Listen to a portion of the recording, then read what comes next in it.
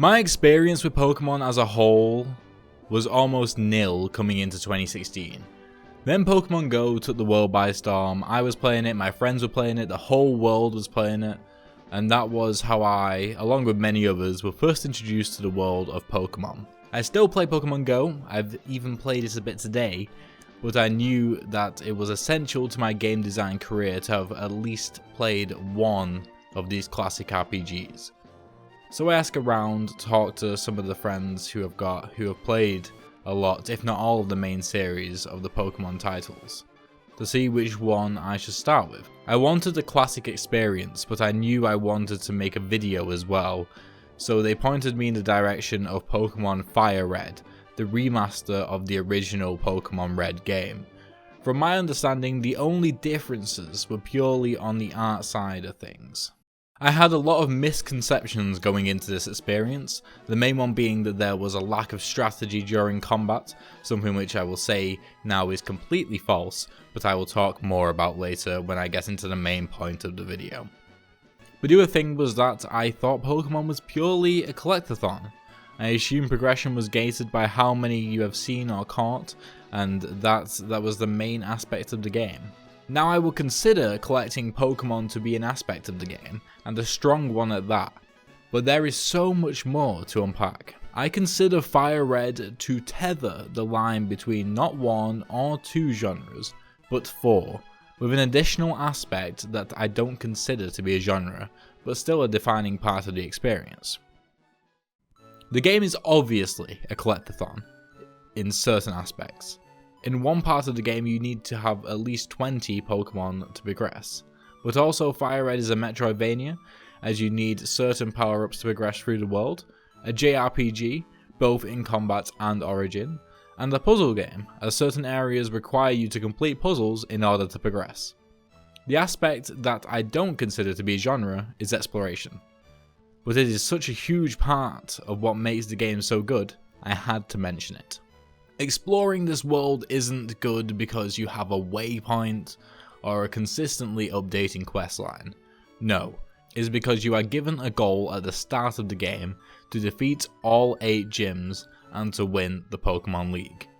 The rest of the driving force to get the player to explore the world is the world itself. It's fun little interactions with the NPCs, the opportunity to see Pokemon you have never encountered before, and to find new and interesting items which will help you along the way. Exploration is definitely a topic I can dive into more deeply, and I'm sure I will in the future, but for now, what I really want to talk about is the way you progress in Pokemon Fire Red.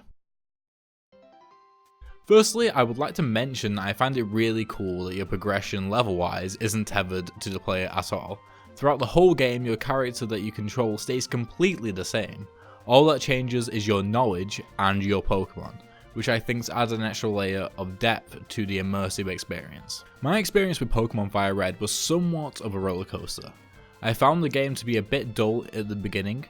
The first couple of areas you come across aren't that interesting at all, and I wasn't too enthusiastic about spending 30 hours playing through the game, according to the website How Long to Beat anyway.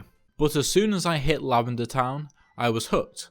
The music was incredibly mind-bending, and the whole atmosphere was perfectly done to achieve the effect the designers wanted. I was loving it. Playing 8 hours a day, I thought I'd finish in no time, which I was getting to the point of being sad about. But then I got to the Elite Four, at the 24-hour mark. Now, let me just say that it took me nearly 60 hours to beat this game, which means that I spent more than half my time playing this game, nearly 36 hours, on the final bosses. But what's interesting is that I never blamed the game. I knew it was my fault, and here's why. I did the stupid thing of only using my Bulbasaur, one of the 3 starting Pokemon that you can choose from at the start of the game. By the time I got to the Elite Four, my Bulbasaur was approaching level 70, and the rest of my party was significantly lagging behind.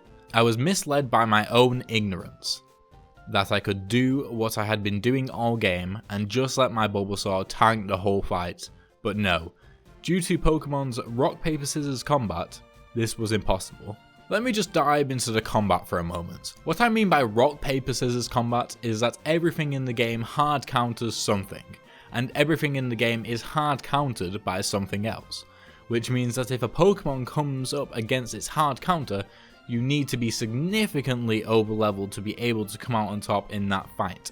Bulbasaur's hard counter is fire, as Bulbasaur's type is grass and poison. So when I came up against the final of the Elite Four, as well as Gary after the Elite Four, I couldn't win. Even with me being overleveled, I could withstand attacks from Pokemon like Charizard, a fire type, but only for one turn. And this turn order was such that I went second. I could never attack due to always needing to heal, which essentially meant that I lost. Being overleveled was great at the time, blitzing through challenges, Team Rocket battles, and even gyms, without any need for thought or strategy. But what that did was throw all lessons that was being taught to me out of the window. I didn't learn basic counters and strategies which would have made the end of the game so much easier.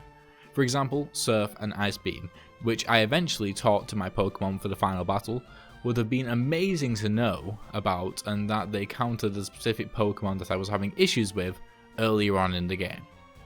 But because I never used them when fighting against gym leaders and trainers, I never even thought about it. Also, I think I was a tad unlucky with just how overleveled my Bulbasaur was, because throughout the game, Gary appears before you as a sort of test for the designers to make sure that you are progressing in a way that wouldn't make the game going forward too difficult, as he had an array of Pokemon of all different types for you to battle against, and you could only progress if you won. My Bulbasaur was just powerful enough to come out on top every time, which again, didn't teach me anything. So a lot of those 30 hours on the final bosses was spent on leveling up my Pokemon, running in there with 1 or 2 members of my team to farm XP to level them up. And finally, after all that time, I did it. I beat the game. I said that I didn't blame the game, and I don't. It did everything in its power to teach me how to play the game, and it spent its entire runtime making sure I was prepared for the final bosses, to make sure it was challenging yet possible, and I managed to somehow sledgehammer my way through the experience. Because of that, I've learned one invaluable lesson from Pokemon Fire Red, and that's no matter how well you design the progression in your game, if it's open world, it's open world. And that isn't a bad thing. Let the player make mistakes, and most importantly, learn from them. For the future, I will definitely take more care in leveling up my party. Looking back on everything that I have experienced and learned through playing this classic RPG, I can say it was enjoyable and definitely worth it. With Pokemon Sword and Shield just around the corner, and now that I am finally moved into my new flat, which is why uploads have been sparse recently, I am going to try and play through every definitive game in the main series, one from every generation before it comes out, so I can give an informed opinion about the next leap in the Pokemon game design. As you guys might know, I run my own studio as well as do YouTube and a game design degree called Crab Studios.